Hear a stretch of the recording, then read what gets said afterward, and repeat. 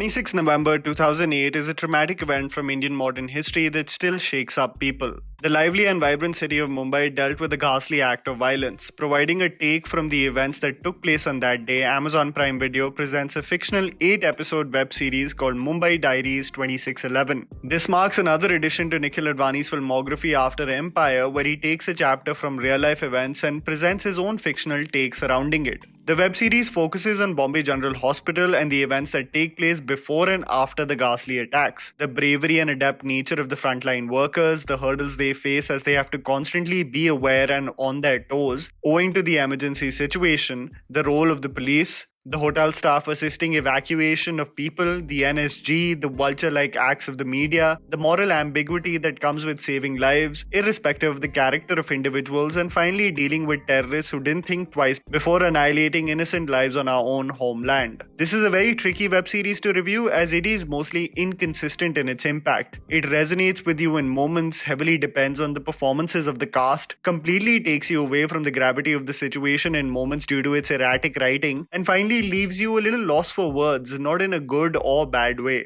Getting right into it, here is Tried&Refused Productions with the good and bad aspects of Mumbai Diaries in no particular order so that you guys can ultimately decide whether to watch it on Amazon Prime Video or not.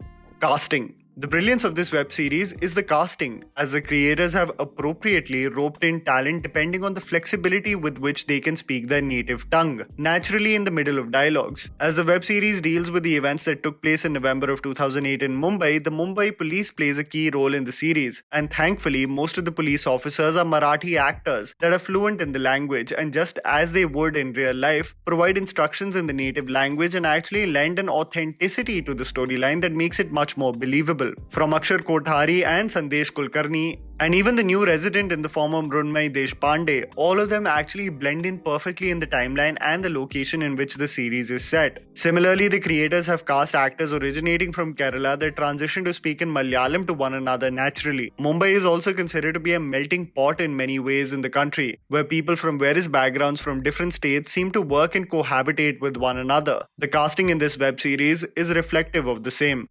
Flashback and tropes. From an editing perspective, the creators take many decisions that actually halt the proceedings of the show abruptly. There are moments that are captured through photography flash sounds of stills being taken that don't really lend a dramatic impact to the story. I mean, if that was intended. Another generic tool utilized in the series are flashbacks provided for every character as the visuals transition to become black and white, providing us insight of either the character's personal life or why they are reacting to a situation in a particular way. Again, a technical tool that is extremely pedestrian from a storytelling perspective. Every character is cast as if ticking a checkbox in order to convey something socially. This, rather than coming across as something natural, feels forced. You have the privileged kid suffering from depression, a girl always being treated lesser than due to her caste, a Muslim man always made to feel apologetic about his existence and intentions of practicing medicine, an elderly Punjabi woman just to provide context of the 84 riots. It all seems very formulaic rather than ingredients that should make audiences fully gravitate towards its character.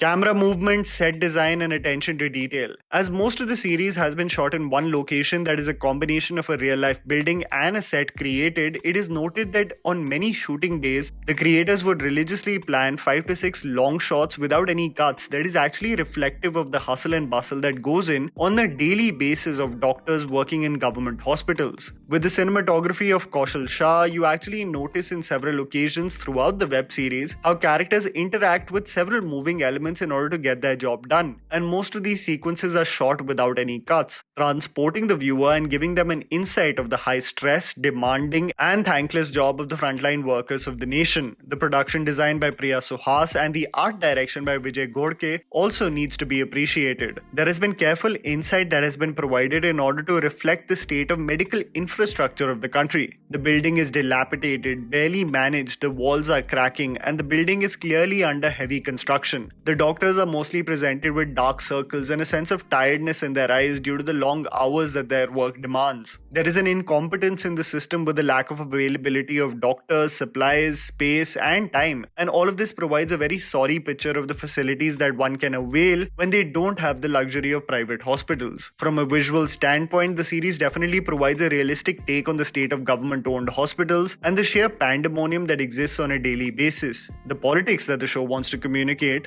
is is murky more than anything else, and that is something that I will come to later.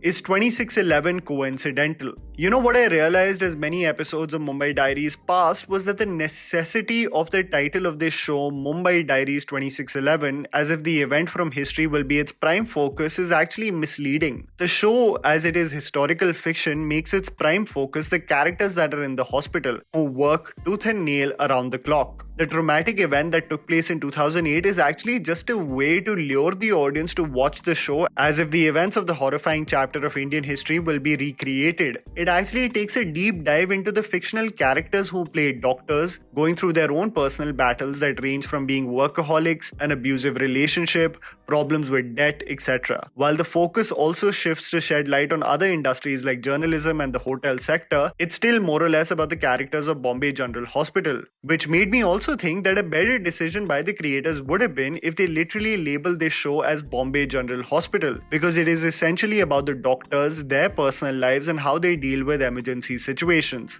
A stronger parallel is to compare this show with Grey's Anatomy when there's a shooter or an explosion, or the season of House in which new interns land up, rather than a realistic take on what happened during November of 2008 in Mumbai. I think if the creators took that route, it could have actually refreshed many seasons with different cases, with Konkana and Mohit at the helm of affairs. Standout performers. There are many great performances in the series, but the sad reality of the show is that it rests its shoulders on this precisely, for the talent to put forth such magnificent performances that the gaping holes that exist in its writing and inconsistency can get overshadowed. Out of the three new residents, Satyajit Dubey as Ahan and Mrunmayee Deshpande Sujata put forth very confident performances. Even though Natasha Bhardwaj tries to match up to the same conviction to the role, it has more to do with the writing of the characters that actually make the two stand out. This is probably the first time that I've found Shreya Dhanvantari uncomfortable in a fictional world, playing the role of an invasive and borderline sociopathic journalist. More than Shreya, it has to do with the poorly written character that makes her stand out for all the wrong reasons. In the supporting roles, Aditi Kalkunte, Tina Desai and Mishal Raheja do a commendable job. I think I've said this before that Konkana Sen Sharma is probably one of my favorite actors from India. Her conviction with every role that she portrays honestly keeps me in awe of her as an artist, even after so many years. Sadly, this web series doesn't really fully utilize her capability. Her character Chitra Das comes in and out of the series in spurts, but whenever she does, she fully aces the scenes. Again, from a writing standpoint, the origin story of the character seems to just check off a trope, but that is something that I'll flesh on later. Mohit Raina, hands down, is the star of the show. The man as Kaushik Oberoi fully embodies the body language required for an individual that has a portfolio dealing with life-threatening issues at a fast rate. He moves with purpose and can't sit still. He is portrayed as a man who doesn't address his own trauma and only prioritizes others through his selfless deeds. Raina is a man who deserves so much in terms of roles in bigger projects. This is just a glimpse of the abundant talent that he possesses. I would love to see him transition one day as a leading man in films because he possesses all the elements that one can envision for a leading hero. He is also the sole reason I was partially hooked to carry on watching the web series for all 8 episodes.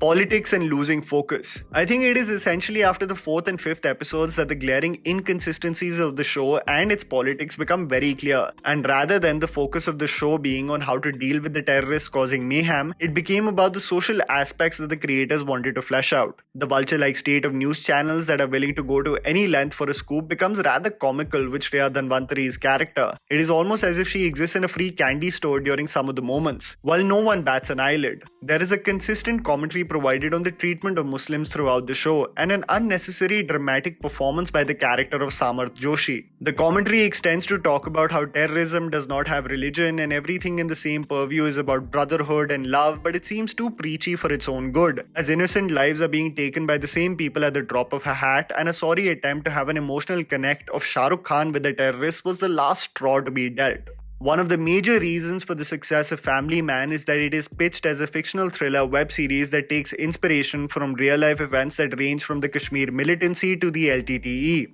But when a show is advertised as being based on an event from modern-day history and you go the fictional route to cherry-pick what you want to focus on and what you don't, how you want to deal with certain issues depending on your politics, it becomes a murky issue. Mohit Raina with moments of Konkana Sen are the saving grace of this show, the visual grammar and production design probably being its second strong suit. What the series successfully does is instill more respect within viewers of the frontline workers of our nation who, despite the lack of facilities, persevere to serve the people of our nation selflessly. Did I, however, expect the series to be a little more tight from a screenplay perspective? 100%. And do I think in the process of a piece being historical fiction, creators tend to discredit the gravity of an event to suit their narrative? 100%. While Mumbai Diaries is not completely worthy of a miss, it is definitely a series that I expected more from. And that was the video, guys. Write down in the comments below what you thought about the series. Please don't forget to follow me on Instagram. The handle's right in front of you. Follow me at JammyPants4. Also, please support us by smashing the like button and subscribing to our channel for weekly content ahead.